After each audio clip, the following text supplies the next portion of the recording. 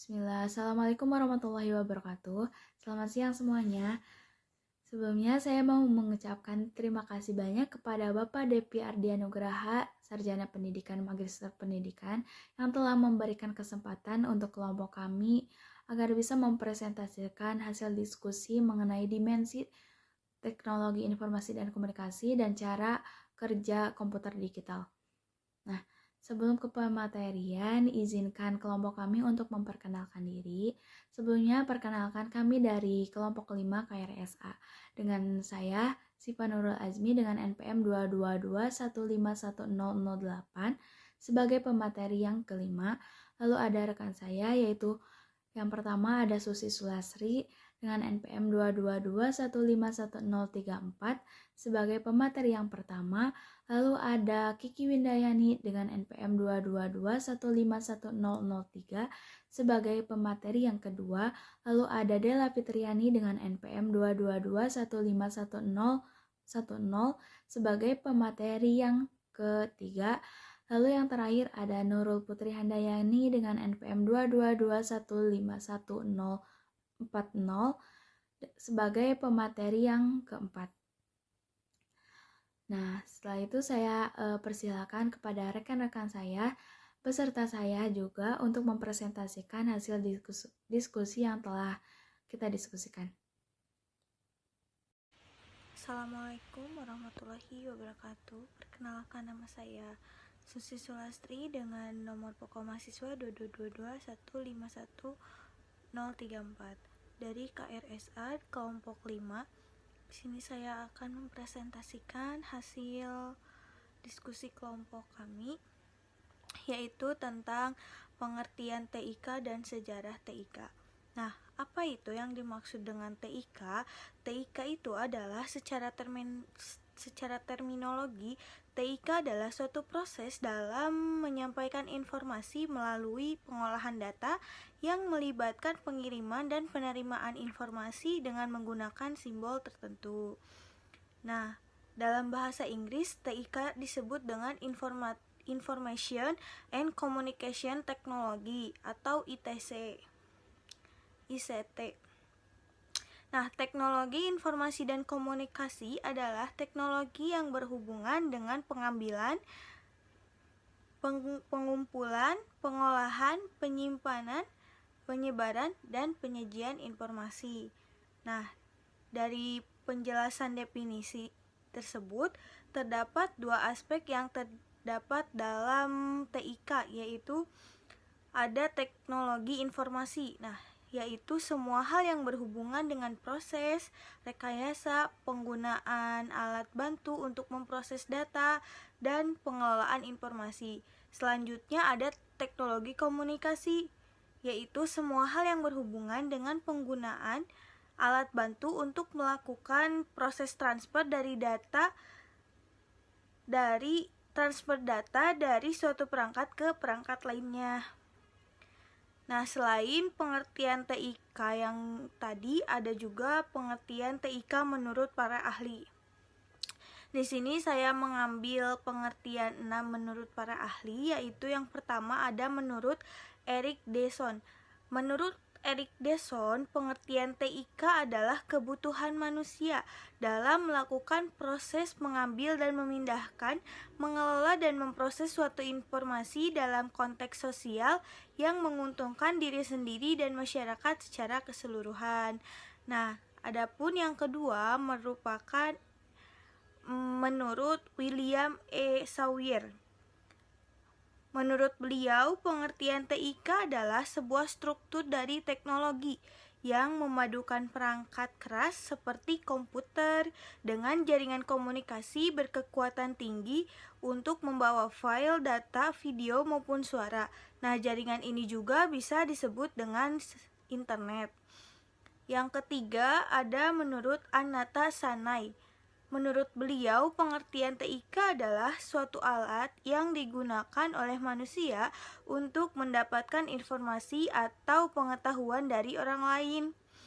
Adapun pengertian TIK menurut Puskurdiknas Indonesia merupakan suatu rangkaian struktur yang saling berkaitan antara satu sama lain. Di dalamnya terdapat aktivitas proses, kelola, manipulasi, dan transfer data maupun informasi dari suatu media ke media lain. Selanjutnya ada pengertian TIK menurut Kamus Besar Bahasa Indonesia atau KBBI. Nah, menurut KBBI, KBBI tidak menjelaskan TIK di bidang teknologi dan informasi, tetapi lebih ke pengertian teknologi informasinya. Menurut KBBI, pengertian teknologi informasi adalah penggunaan teknologi seperti komputer, elektronik, dan telekomunikasi untuk mengolah dan mendistribusikan informasi dalam bentuk digital. Yang terakhir ada menurut Kemendikbud. Menurut Kemendikbud, TIK adalah pendidikan, kebudayaan, riset, dan teknologi adalah teknologi informasi dan komunikasi yang membuat semua teknologi yang akan berhubungan dengan penanganan sebuah informasi. Selanjutnya yaitu ada sejarah singkat mengenai perkembangan TIK. Nah, sejarah perkembangan teknologi informasi dan komunikasi telah melalui perjalanan yang sangat panjang. Ada beberapa peristiwa penting yang memiliki peran penting bagi perkembangan TIK hingga saat ini, yaitu beberapa di antaranya. Yang pertama ada penemuan telepon oleh Alexander Graham Bell pada tahun 1875, dan selanjutnya ada transmisi suara tanpa kabel melalui siaran radio AM. Nah, itu pada tahun 1910 sampai 1920. Selanjutnya ada penemuan sistem televisi atau TV pertama di dunia oleh Philo Farnsworth. Itu pada tahun 1928. Nah, yang selanjutnya ada penemuan komputer elektronik pada tahun 1943. Nah, yang kelima ada penemuan internet oleh Leonard Kleinrock. Itu pada tahun 1969. Selanjutnya ada penemuan surat elektronik atau email oleh Raymond Samuel Tomlinson pada tahun 1971, dan yang terakhir ada penemuan telepon genggam atau ponsel oleh Martin Cooper pada tahun 1973. Nah, penggunaan teknologi informasi dan komunikasi di Indonesia sudah dimulai sejak masa penjajahan hingga awal kemerdekaan, di mana radio dan televisi sudah mulai digunakan pada saat itu. Dan saat ini penggunaan TIK di Indonesia sudah sangat pasif, bahkan telah menyentuh berbagai aspek kehidupan masyarakat secara umum. Terima kasih. Wassalamualaikum warahmatullahi wabarakatuh. Baik, di sini saya akan melanjutkan materi mengenai fungsi, manfaat, dan ruang lingkup TIK. Yang pertama, fungsi TIK. Fungsi dari teknologi informasi dan komunikasi adalah untuk mendukung proses pengiriman dan penerimaan informasi. Fungsi TIK dalam kehidupan manusia adalah yang pertama, capture. ICT bertindak sebagai alat untuk mendapatkan informasi dari bermacam sumber. Yang kedua, kemampuan pemrosesan. Dalam hal ini, TIK dapat berupa kombinasi dari beberapa rangkaian kegiatan. Yang ketiga, fungsi pembangkitan. Teknologi informasi dan fungsi komunikasi sebagai alat untuk pengelolaan informasi yang lebih terarah sehingga lebih mudah dipahami. Yang keempat, fungsi pencarian. Memungkinkan dengan TIK untuk mencari, menyalin, dan melanjutkan data dan informasi lama yang sudah disimpan di media penyimpanan.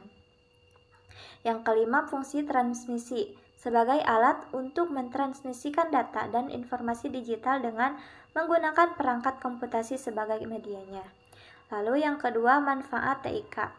Manfaat teknologi informasi dan komunikasi yang utama bagi manusia, yang pertama yaitu sebagai sarana komunikasi, yang kedua mempermudah proses belajar, yang ketiga media informasi dan komunikasi.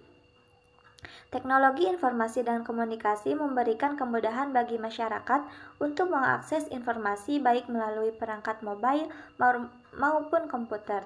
Yang keempat, hemat Berbagai informasi dapat diperoleh secara gratis dan komunikasi dengan orang lain menjadi lebih murah dengan menggunakan internet, perangkat seluler, dan komputer pribadi. Lalu, ruang lingkup TIK. Ruang lingkup teknologi informasi dan komunikasi secara umum selalu berkaitan dengan dua aspek, yaitu perangkat keras dan perangkat lunak. Yang pertama, perangkat keras atau hardware. Hardware adalah komponen fisik yang digunakan untuk aktivitas input, proses, output, dan penyimpanan pada suatu sistem komputer. Hardware merupakan perangkat keras yang terdapat pada sistem komputer.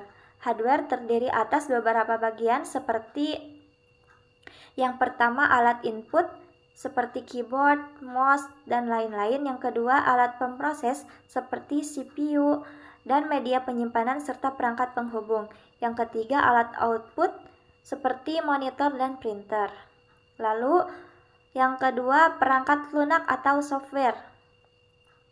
Secara singkat, software dapat dianalogikan sebagai jiwa. Software juga merupakan data elektronik yang disimpan sedemikian rupa oleh komputer itu sendiri. Data yang disimpan dapat berupa program atau instruksi yang akan dijalankan oleh perintah. Secara khusus, software terbagi menjadi 4 jenis. Yang pertama, sistem operasi. Yang kedua, bahasa pemrograman. Yang ketiga, program aplikasi. Dan yang terakhir, alat bantu. Mungkin sekian materi yang dapat saya sampaikan. Terima kasih. Baik, di sini saya akan melanjutkan pematerian di mana saya akan menjelaskan tentang komputasi awan, perangkat keras, dan juga perangkat lunak. Yang pertama itu ada komputasi awan. Nah, untuk komputasi awan itu merupakan suatu kombinasi kata antara kata komputasi dan awan. Nah, kita akan membahas satu-satu dari kata tersebut. Nah, untuk komputasi itu memiliki arti yaitu pengguna teknologi komputer, dan awan itu mempunyai arti pengembangan berbasis internet. Dalam artian, komputasi awan itu merupakan pemanfaatan komputer dan internet yang bertujuan untuk mempermudah user ataupun pengguna dalam mengubah, contohnya dalam mengubah file. Kita bisa mengubah file dimanapun dan kapanpun di komputer yang berbeda, asalkan kita terhubung dengan koneksi internet. Selanjutnya yaitu ada perangkat keras.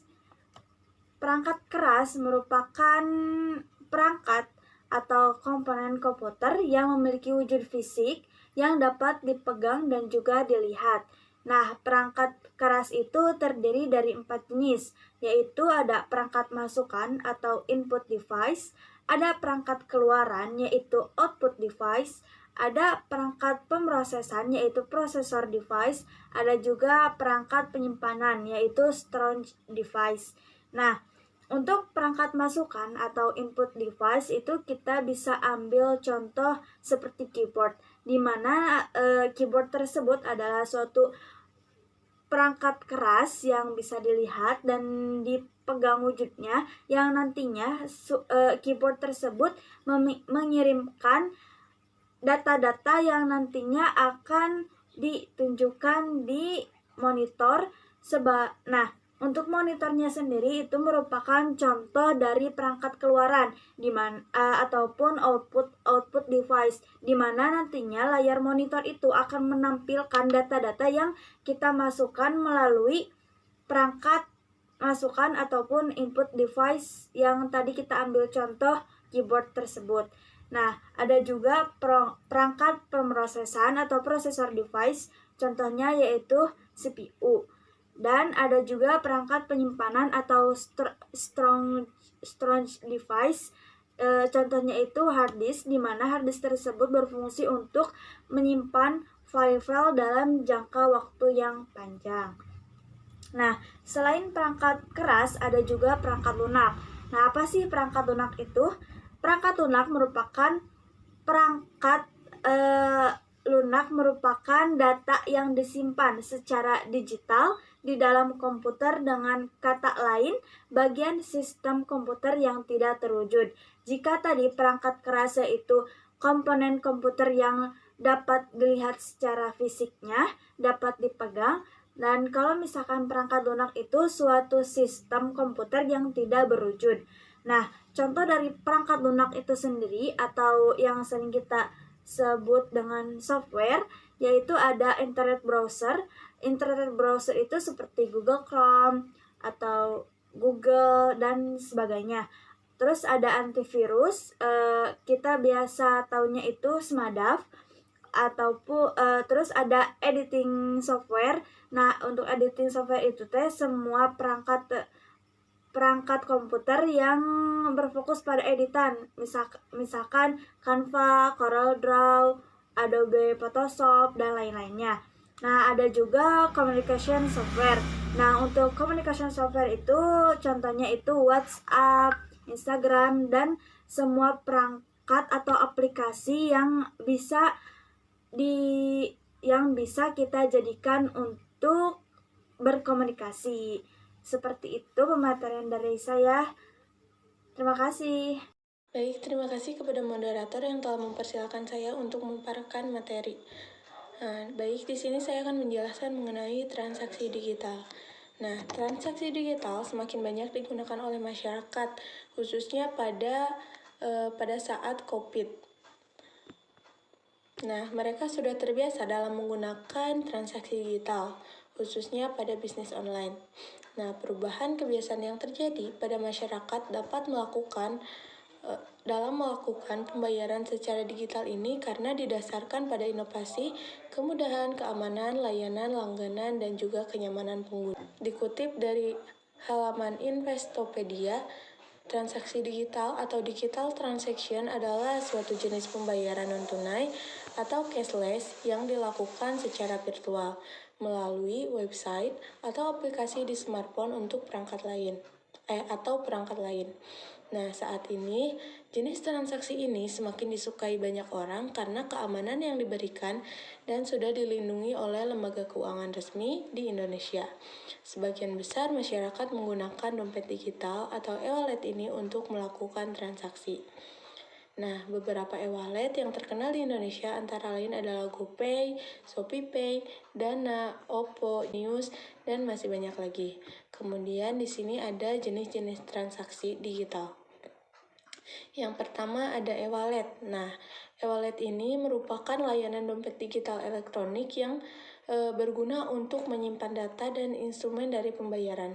Dengan menggunakan e-wallet, Anda bisa menyimpan uang untuk melakukan berbagai transaksi keuangan, baik itu secara online ataupun offline. Nah, akhir-akhir ini dompet digital atau e-wallet banyak digunakan oleh masyarakat untuk keperluan membayar pulsa, listrik, tagihan, PDAM, hingga tiket perjalanan. Selain itu, e-wallet juga digunakan oleh perusahaan e-commerce atau kayak akun jualan untuk menjalankan bisnisnya. Untuk pembayaran non-tunai ini bisa dilakukan tanpa harus melakukan kontak fisik. Yang kedua ada e-money. Nah, dilansir dari laman Investopedia, e-money adalah uang yang tersimpan di dalam sistem perbankan dalam bentuk elektronik yang bisa digunakan untuk kegiatan transaksi elektronik. E-money dalam bentuk kartu akan diterbitkan oleh tempat nasabah menyimpan uangnya. Beberapa contoh e-money yang ada saat ini adalah BRI Briji, BCA Place, BNI Tapcash, BTN Blink, Mandiri e-money, dan masih banyak lagi. E-money bisa digunakan untuk membayar parkir kendaraan, jalan tol, berbelanja, atau bisa juga digunakan untuk membayar transportasi komuter. Nah, dengan menggunakan e-money, maka kegiatan transaksi digital bisa dilakukan secara praktis karena tidak perlu membawa uang dengan jumlah yang banyak. Tingkat keamanannya juga lebih tinggi. Berdasarkan pernyataan Bank Indonesia yang dikutip dari laman Katadata, jumlah transaksi uang elektronik yang terjadi sepanjang tahun 2021 mencapai 786,35 triliun rupiah. Nilai tersebut mengalami peningkatan Rp281,39 triliun atau sebesar 55,73% daripada tahun sebelumnya yang hanya Rp504,96 triliun. Kemudian ada mobile banking. Nah, atau bisa disebut juga m-banking adalah layanan bank yang digunakan untuk nasabah agar bisa melakukan transaksi online melalui smartphone. Nah, setiap pengguna sudah tidak lagi harus ke ATM untuk melakukan transaksi seperti transfer, memeriksa saldo, membayar tagihan, atau mengisi dompet digitalnya. Beberapa contoh m-banking yang banyak digunakan oleh masyarakat saat ini adalah BCA Mobile, Lipin by Mandiri, BRI Mo, BNI Mobile Banking, dan lain sebagainya. Kemudian yang keempat ada KRIS, di mana Bank Indonesia menjelaskan bahwasanya KRIS atau Quick Response Code Indonesian Standard adalah gabungan dari beragam jenis QR yang berasal dari berbagai PJSP atau penyelenggara jasa sistem pembayaran dengan memanfaatkan QR Code. Nah, KRIS dibuat oleh industri sistem pembayaran bersama dengan Bank Indonesia agar kegiatan transaksi dengan R-Code bisa dilakukan secara aman, cepat, dan juga mudah. Kemudian materi selanjutnya yaitu manfaat transaksi digital untuk bisnis. Yang pertama tentu saja praktis, karena kegiatan transaksi bisa dilakukan dengan hanya membawa kartu atau smartphone. Tidak perlu lagi membawa uang tunai, terlebih lagi bila memang harus menggunakan nominal transaksi yang besar. Kemudian aman, karena sudah tidak lagi harus membawa uang tunai, maka keamanan dari resiko pencurian pun kecil. Transaksi yang dilakukan secara digital juga telah diawasi oleh lembaga keuangan negara. Kemudian hemat waktu. Nah, transaksi yang dilakukan secara digital mampu menghemat waktu dalam menghitung jumlah uang yang harus dibayar. Penerima pembayaran atau bisnis juga tidak lagi harus berpusing dalam mencari uang receh kembalian. Kemudian fleksibel.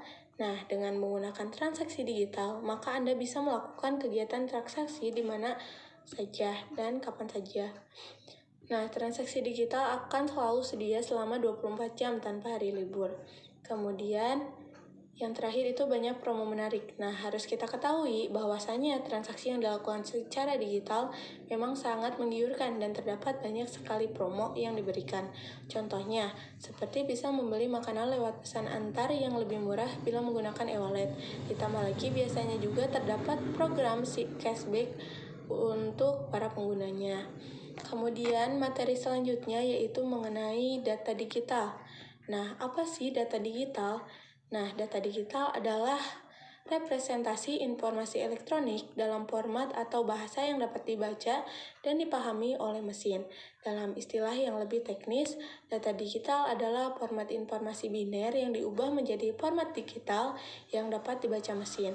Kekuatan data digital adalah input analog, apapun melalui dokumen teks yang sangat sederhana. Hingga hasil pengurutan genom dapat direpresentasikan dengan sistem biner. Kemudian, apa sih itu penyimpanan data digital? Nah, penyimpanan data digital terkadang disebut sebagai DDS, adalah format untuk menyimpan dan membuat cadangan informasi digital pada tape menggunakan tape audio digital atau teknologi DAT. File tidak dapat disimpan dari komputer ke penyimpanan data digital. Sebaliknya, perangkat lunak khusus yaitu sistem manajemen tape menyimpan dan mengambil informasi pada tape drive penyimpanan data digital. Kemudian ada 4 jenis tape drive penyimpanan digital. Nah, yang pertama ada DD1. Ini tuh bisa menampung hingga 2 GB dan cartridge 120 menit. Kemudian yang kedua ada DD2, itu menampung hingga 8 GB dan cartridge 120 menit. Biasanya digunakan untuk server jaringan kecil. Kemudian ada DD3 yaitu data hingga 24 GB dengan cartridge-nya itu 125 menit. Menggunakan VRML yaitu kemungkinan maksimumnya respon parsial yang meminimalkan elektronik untuk perekaman data yang lebih bersih. Biasanya digunakan untuk server berukuran sedang. Kemudian ada DDS4, nah data hingga 40 GB dengan cartridge 123 menit. Umumnya digunakan untuk usaha kecil hingga menengah. Setiap kaset dapat digunakan kembali hingga 2000 rekaman atau 100 cadangan sesuai kapasitasnya. Kaset penyimpanan data digital perlu dibersihkan setiap 24 jam dan dibuang setelah 30 kali pemakaian. Setiap rekaman biasanya tetap diproduksi setidaknya selama 10 tahun. Kemudian apa sih itu manajemen data digital? Nah, manajemen data digital adalah praktik pengumpulan, penyimpanan, dan penyediaan akses terhadap informasi sehingga dapat dianalisis dan digunakan. Nah, tujuan pengolahan data adalah untuk menyediakan akses ke data digital dengan cara yang melindunginya, sekaligus memberikan akses yang dibutuhkan pengguna.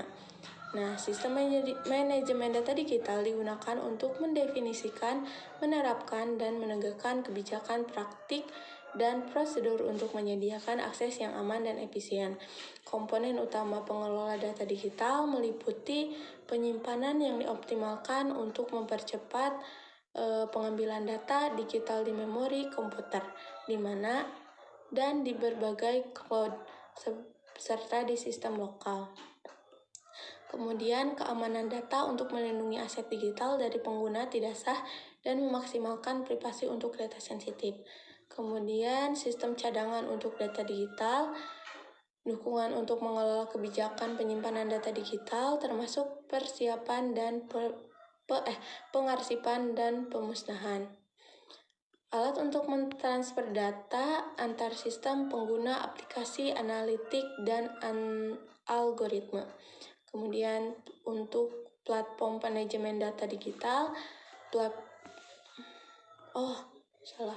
Kemudian materi selanjutnya yaitu mengenai platform manajemen data digital. Nah, platform manajemen data digital digunakan untuk mengumpulkan, menganalisis, dan mengambil data dalam jumlah besar. Biasanya ini juga menyediakan jumlah fungsi inti yang memungkinkan pengguna bekerja dengan data digital secara aman, efisien, dan juga hemat biaya.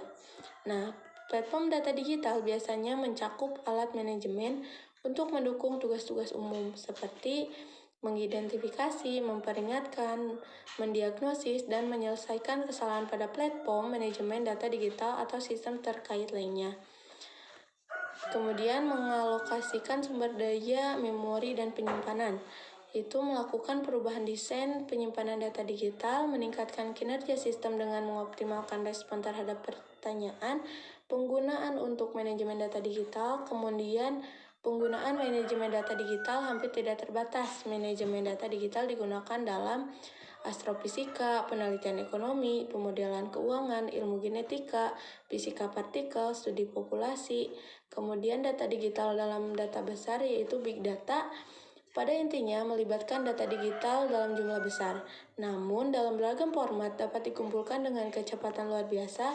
Berbagai jenis data digital termasuk batch atau streaming dapat dikumpulkan dan diproses untuk dikonsumsi oleh mesin atau manusia. Melalui integrasi data besar, data digital dalam big data biasanya disebut dengan karakteristiknya. Kemudian ada 4VS atau menggambarkan data digital dalam big data.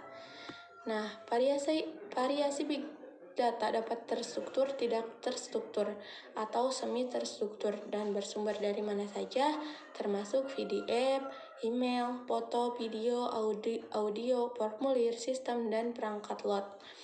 Nah, kecepatan big data dikumpulkan dengan kecepatan sangat tinggi dari jutaan sumber berbeda dalam sepersekian detik. Setiap milidetik jutaan byte data dikumpulkan. Kemudian volume, selain yang disebut di atas, beragam sumber yang mendorong volume data besar yang luar biasa meliputi email, umpan, konten daring, podcast, perangkat pintar, ponsel pintar, media sosial, kamera web, dan nilai. Nah, hal terpenting tentang big data pada akhirnya adalah nilainya.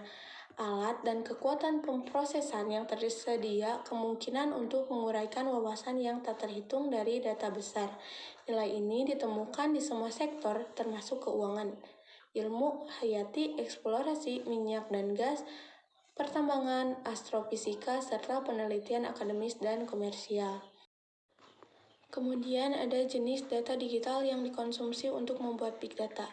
Yang pertama ada data terstruktur, mampu diproses, disortir, dianalisis, dan disimpan dalam format yang telah ditentukan. Kemudian diambil dalam format tetap, kemudian diakses oleh komputer dengan bantuan algoritma pencarian. Kemudian ada jenis data besar pertama yang dikumpulkan, yang paling mudah dari ketiga jenis data besar untuk dianalisis, yaitu contoh datanya terstruktur meliputi data yang dihasilkan aplikasi, tanggal, nama, nomor seperti telepon, kartu kredit, kode pos, AS, jaminan sosial. Kemudian ada data semi terstruktur, yaitu berisi informasi terstruktur dan tidak terstruktur. Data dapat diformat dalam segmen, tampaknya sepenuhnya terstruktur, namun mungkin juga tidak. Tidak dalam format database standar seperti data terstruktur, memiliki beberapa properti yang memudahkan pemrosesan dibandingkan data yang tidak terstruktur. Contohnya yaitu CSV, pertukaran data elektronik atau EDI, HTML, dokumen JSON, database NoSQL, file dokumen portable atau PDF, RDF, XML, kemudian ada data tidak terstruktur, yaitu tidak dalam format yang telah digunakan sebelumnya, yaitu tidak ada format yang jelas. Menjumbang sebagian besar data digital yang membentuk data besar. Contoh berbagai jenis data tidak terstruktur meliputi data yang dihasilkan manusia, seperti surel, pesan teks, faktur, file teks, data media sosial, data yang dihasilkan. Kemudian ada data yang dihasilkan mesin, yaitu data geospasial, data cuaca, data dari LOT dan perangkat pintar, data radar, video, citra satelit, dan data ilmiah. Sekian presentasi dari saya kembalikan kepada moderator. Oke, bismillahirrahmanirrahim. Di sini saya akan menjelaskan mengenai akses internet, di mana pengertian dari internet itu sendiri dapat diartikan sebagai jaringan komputer luas dan besar yang mendunia, yaitu menghubungkan pemakai komputer dari suatu negara ke negara lainnya di seluruh dunia, di mana di dalamnya terdapat berbagai sumber daya informasi dari mulai yang statis hingga yang dinamis dan yang interaktif. Menurut O'Brien, internet adalah sebuah jaringan komputer yang berkembang pesat dan bermanfaat bagi berbagai macam kepentingan, mulai dari kepentingan bisnis, pendidikan, hingga ke dalam jaringan pemerintahan yang dapat saling berhubungan satu sama lain. Nah, yang kedua ada manfaat internet. Secara umum, ada banyak manfaat yang dapat diperoleh ketika kita mengakses internet. Nah, di antaranya itu sebagai informasi untuk kepentingan pribadi, seperti kesehatan, rekreasi, hobi, pengembangan pribadi, rohani, dan sosial. Yang kedua yaitu informasi untuk kehidupan profesional atau pekerjaan, seperti teknologi, perdagangan, saham, komoditas, dan komunikasi antar sesama pekerja. Yang satu hal yang paling penting dan yang paling menarik ialah keanggotaan internet tidak mengenal batas negara, ras, kelas, ekonomi, ideologi, atau faktor-faktor lain yang dapat menghambat pertukaran pemikiran. Internet adalah suatu komunitas dunia yang sifatnya sangat demokratis serta memiliki kode etik yang dihormati oleh segenap anggotanya. Manfaat internet terutama diperoleh melalui kerjasama antar pribadi atau kelompok tanpa mengenal batas jarak dan waktu. Untuk lebih meningkatkan kualitas sumber daya manusia di Indonesia, sudah waktunya para profesional menggunakan internet. Nah, poin yang ketiga yaitu peralatan yang dibutuhkan untuk berhubungan dengan internet, diantaranya yang pertama ada komputer. Dengan syarat komputer minimum itu adalah IBM PC atau kompatibelnya dengan prosesor 486 dengan RAM 16 MB dan tersedianya hard disk serta menggunakan operating system Microsoft Windows 3.1. Yang kedua yaitu ada modem. Telepon mengeluarkan sinyal analog, sedangkan CPU komputer menghasilkan sinyal digital. Agar saluran telepon yang bisa digunakan untuk mengirim dan menerima sinyal digital. Diperlukan peralatan yang disebut dengan modem. Modem berfungsi untuk merubah sinyal digital menjadi sinyal analog.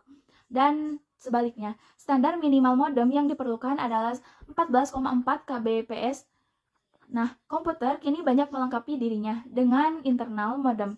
Artinya, modem tersebut sudah merupakan satu bagian dari komputer itu sendiri. Dengan adanya internal modem ini, pemakai komputer tidak lagi perlu menggunakan modem tambahan untuk keperluan internetnya. Yang ketiga yaitu ada saluran telepon. Nah, saluran telepon berfungsi untuk menyalurkan data yang telah diubah oleh modem dalam bentuk sinyal analog. Nah, dengan adanya saluran ini, pada akhirnya komputer dapat mengirim ataupun menerima data dari komputer lainnya. Nah, yang keempat ada provider.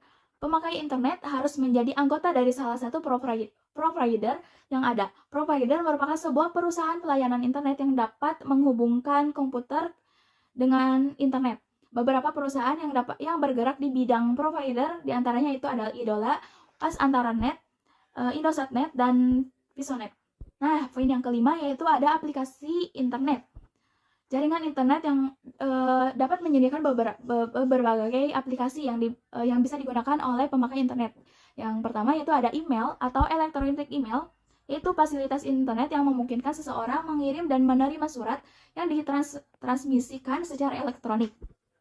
Email itu sangat populer karena mempunyai banyak kelebihan. Di antaranya itu surat yang dikirim lewat email akan dikirim dengan proses waktu yang relatif lebih cepat dibandingkan lewat dengan manual.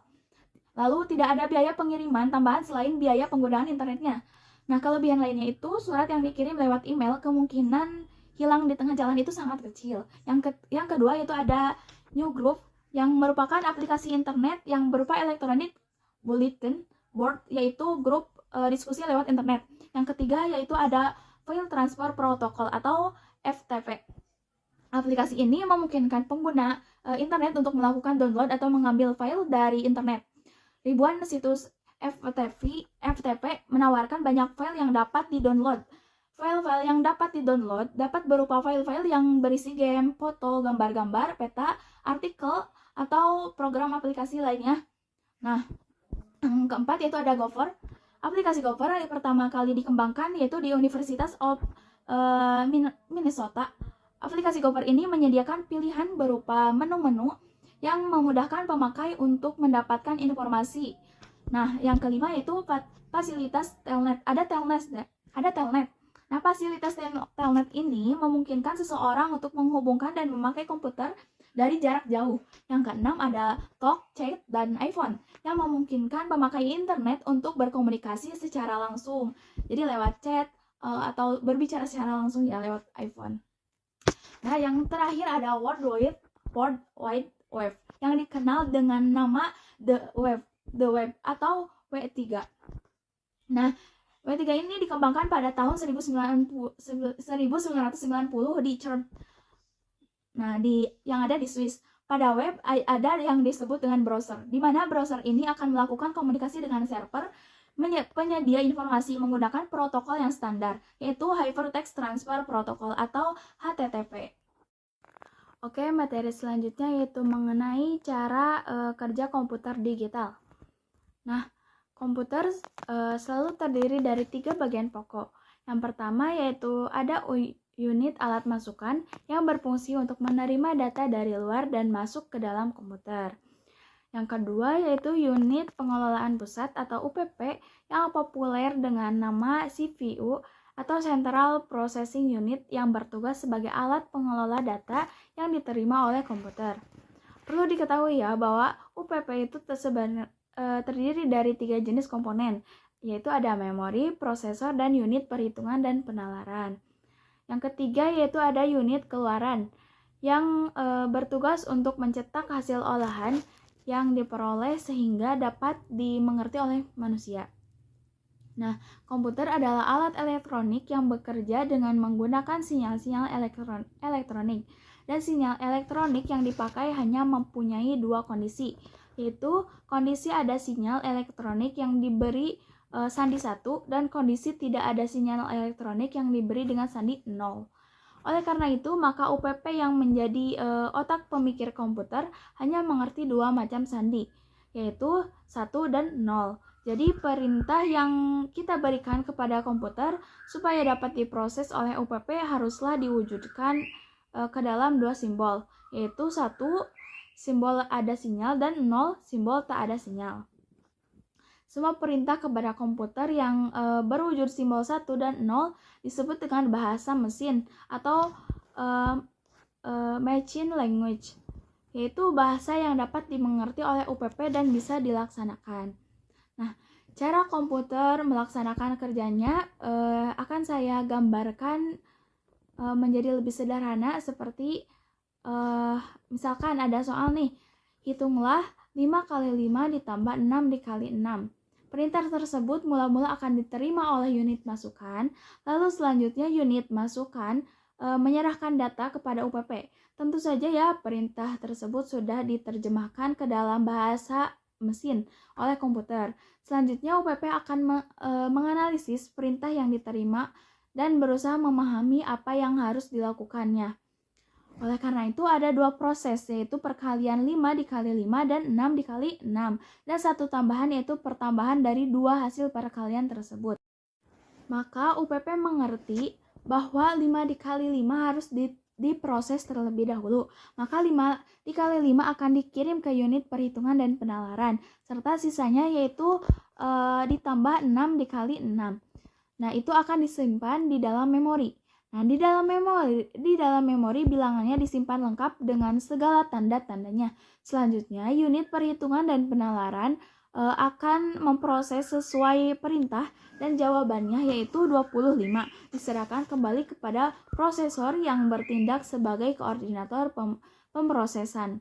Selanjutnya, prosesor mengambil catatan dari dalam memori. Dengan demikian, kondisi terakhir adalah berupa 25 ditambah 6 dikali 6. Setelahnya dianalisis oleh prosesor, maka diketahui bahwa 6 dikali 6 harus diproses terlebih dahulu, sehingga ditugaskan kembali kepada unit operasi perhitungan penalaran untuk melaksanakan perhitungan, sehingga sisa perintah yaitu 25 ditambah disimpan lagi dalam memori.